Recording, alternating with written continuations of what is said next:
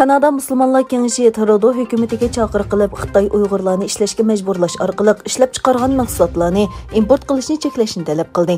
Kanada Müslümanlar Məmləkətlik Kengişinin Tashqi ishlar direktori Dr. Siham Rayli yazma bayonotida xalqaro jamiyatning 2022 yillik qishliq olimpik tanharkat musobaqasiga qatnashish uchun Beyjingga kelganligiga ishorat qilib, dunyoning tanharkatga bo'lgan qiziqishining Xitoyning kishilik huquq dafsandichiligiga parda bo'lib qolmasligi kerakligini eskartdi.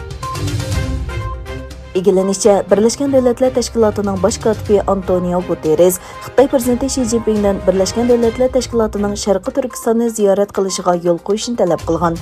Birləşmiş Dövlətlər Təşkilatının baş katibining bayonoti qaraganda, 2022 yili Beyjing qishloq olimpik tanharkat musobaqasiga qatnashish uchun Xitoyga kelgan Guterres Xi Jinping bilan ko'rishgan. Guterres Xi Jinpingning Birləşmiş Dövlətlər Təşkilatı Kişilik Huquq Ali Komissari Michelle Bacheletning Uyğur Avtonom rayonini ziyorat qilib, kishilik huquq vaziyatini kuzatishga ruxsat qilishni talab qilgan. Amerika hökuməti İranның yadro energiyasini fuqarolarga ishlatishga qaratilgan jazo kechirim qilishni asliga keltirdi. İgilənişçə, bu jazo kechirimi Trump davrida bekor qilingan. İran taraf bayonotida bu bosqichning ijobiy, ammo yetarli emasligini o'tirib qo'ydi.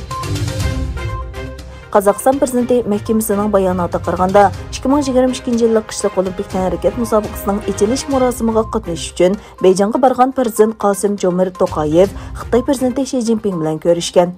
Xi Jinping o'zining To'qayev bilan doimliq aloqani saqlashga tayyor ekanligini ifodalagan va kuzda Qozog'istonni rasmiy ziyorat qilishni planlaganligini aytgan.